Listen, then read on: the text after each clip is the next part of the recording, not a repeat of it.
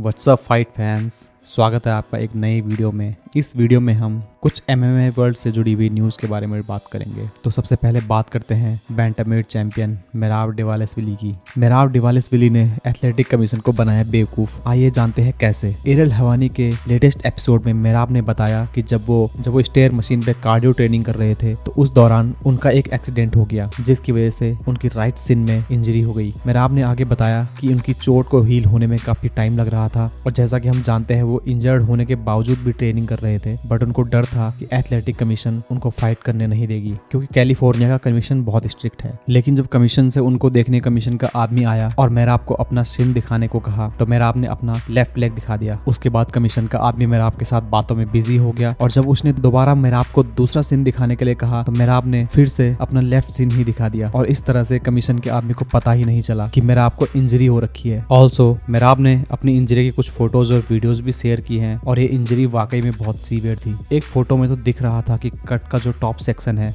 इतना गहरा था कि मेराव की बोन तक दिख रही थी। मेराव रियली में बहुत टफ फाइटर हैं। बता दें लास्ट वीकेंड मेराव ने उमार नर्मगोमेडोव को को मेन इवेंट में हराया था और उसके बाद उनका कहना है कि वो ओमेली से रीमैच करने के लिए भी तैयार हैं। मेराव ने कहा कि लगता है ओमेली उनके नेक्स्ट ओपोनेंट होने वाले हैं। साथ ही उन्होंने कहा है जो भी नेक्स्ट बेस्ट ओपोनेंट होगा वो उनसे फाइट करना चाहेंगे। मेराव ने कहा कि वो बिजी रहना चाहते हैं। बेस्ड ऑन करंट सिचुएशन हमें मेराव और ओमेली के बीच रीमैच देखने को मिल सकता है। आपको क्या लगता है अगर ये रीमैच हुआ तो कौन जीत सकता है? कमेंट करके जरूर बताएं। आते हैं अगली खबर की तरफ, लेकिन उससे पहले अगर आपने चैनल को सब्सक्राइब नहीं किया है तो प्लीज सब्सक्राइब कर दीजिए। अरमान सारूकियन ने डिटेल में रिवील किया है कि उन्होंने UFC 311 की टाइटल फाइट से पुल आउट क्यों किया। आपको बता दें अरमान सारूकियन फाइट करने वाले थे इस्लाम माखाचेव से UFC 311 में लाइट वेट टाइटल के लिए, लेकिन लास्ट मोमेंट में वेट कट के जस्ट पहले अरमान ने फाइट से पुल आउट कर दिया, जिससे पूरी MMA कम्युनिटी शॉक्ड हो गई। मंडे को सारूकियन एरियल के शो में आए थे और उन्होंने अपनी पूरी सिचुएशन के बारे में बताया। अरमान ने कहा कि वेडनेसडे को जब वो ट्रेनिंग करके सोने के लिए गए तो उन्हें अपने लोअर बैक में पेन फील होने लगा और वो पूरी रात सो नहीं पाए। उन्होंने सोचा कि ये ठीक हो जाएगा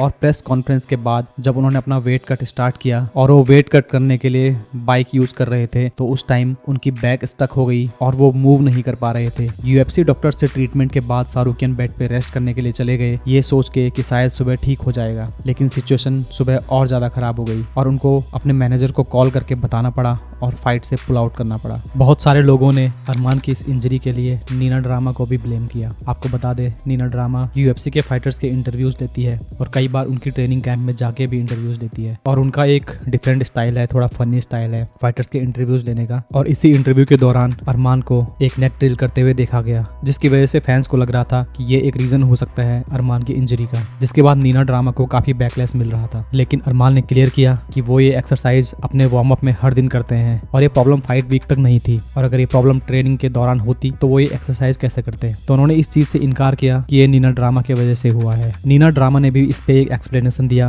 और उन्होंने एक वीडियो शेयर करते हुए कहा कि मैं एरियल की शुक्रगुजार हूँ कि उन्होंने अरमान से एक क्वेश्चन पूछा। ये रही नीना की वो video. First of all, thank you, Ariel, for asking Armin the question and even bringing it up because I got so many death threats, just death threats from people thinking that it was because of me that Armin pulled out of the video for doing a standard wrestler's warm-up. To all of you, it's impossible to do, most likely. Trust me, impossible to do. So what you're looking at, you think, oh, this is gonna hurt him. No, he does this all the time. This is a wrestler's move.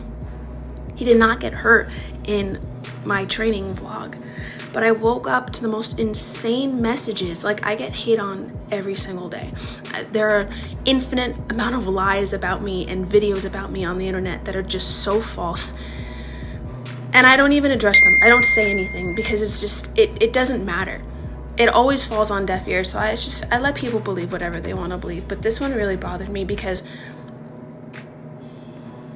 that it just was not true, and people will look for any reason to come after me and any reason to hate me when I'm just trying to promote the fight. I'm just trying to promote the fighters UFC 311 से अरमान के pull out करने के बाद Dana white बिल्कुल भी खुश नहीं थे और उन्होंने क्लियर कर दिया कि अरमान को इमीडिएट टाइटल शॉट नहीं मिलेगा और उनको ये अर्न करना पड़ेगा, और ये बात अरमान को भी पता है और इसलिए अरमान ने चार्ल्स ओलिवेरा को कॉल आउट किया एक 5 राउंड रीमैच के लिए। उन्होंने कहा अगर इस्लाम से उनकी फाइट नहीं होती है तो वो चार्ल्स ओलिवेरा से भी 5 राउंड रीमैच के लिए तैयार है। साथ ही अरमान ने कहा कि माइकल चैंडलर भी एक टफ फाइटर है और मैं माइकल चैंडलर से भी फाइट करने के लिए तैयार हूं अगर चार्ल्स ओलिवेरा मुझसे फाइट नहीं करना चाहते। बढ़ते हैं अगली खबर की तरफ। फॉर्मर वेल्टरवेट चैंपियन कमारू उस्मान ने कहा है कि इस्लाम को मूव अप करना चाहिए और बिलाल मोहम्मद से फाइट करनी चाहिए। आपको बता दें इस्लाम ने UFC 311 के बाद कहा था कि वो रिटायर होने से पहले एक और टाइटल के लिए फाइट करना चाहते हैं, बट प्रॉब्लम ये है कि अगर इस्लाम 170 में मूव करते हैं तो इस्लाम को बिलाल मोहम्मद से फाइट करनी पड़ेगी और बिलाल उनके साथ ही ट्रेनिंग करते हैं और उनके ट्रेनिंग पार्टनर भी हैं। साथ ही इस्लाम ने कहा था वो वेल्टरवेट के नंबर 1 कंटेंडर शौकत राखमनाव को भी जानते हैं और इसलिए वो उनसे भी फाइट नहीं करना चाहते। और अब इस सिचुएशन को देखते हुए ये रूमर्स निकल के आ रहे हैं कि इस्लाम 2 वेट क्लास ऊपर मिडिल वेट टाइटल के लिए फाइट कर सकते हैं। इसी टॉपिक पे कमारू उस्मान ने कहा कि अगर वो इस्लाम की जगह होते तो 170 पाउंड डिवीजन में मूव करके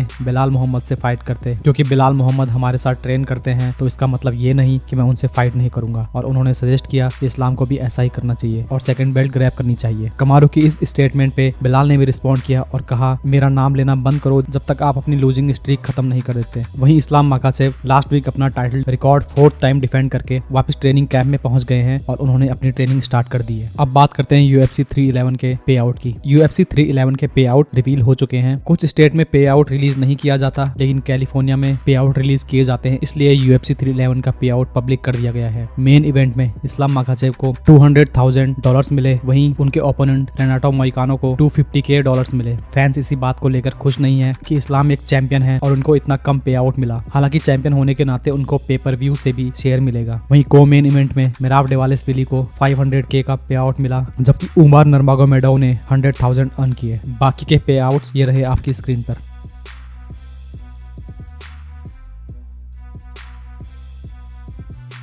इस वीक एक और खबर काफी चर्चाओं में रही। कॉनर मैकग्रेगर को देखा गया पॉल ब्रदर्स के साथ, जिससे फैंस काफी सरप्राइज थे। नेट बॉयज ने एक वीडियो शेयर किया जिसमें वो USA प्रेसिडेंशियल इनॉग्रेशन में जा रहे थे और उसमें कॉनर मैकग्रेगर को देखा गया, जिनके साथ दोनों पॉल ब्रदर्स, जेक पॉल और लोगन पॉल भी थे, जिससे MMA कम्युनिटी से काफी मिक्स्ड रिस्पॉन्स मिले। आपको बता दे पॉल ब्रदर्स की पुरानी कंट्रोवर्सी थी कॉनर मैकग्रेगर के former training partner Dillon Danis के साथ। इस वीडियो के सोशल मीडिया में आने पर नेट डियाज ने भी रिएक्ट किया। साथ ही कॉनर मैकग्रेगर और जॉन जोन्स का भी एक वीडियो निकल के आ रहा है जिसमें दोनों अपनी रोलेक्स के बारे में बात कर रहे हैं। इसके बाद उनकी एक पुरानी वीडियो भी काफी वायरल हो रही है।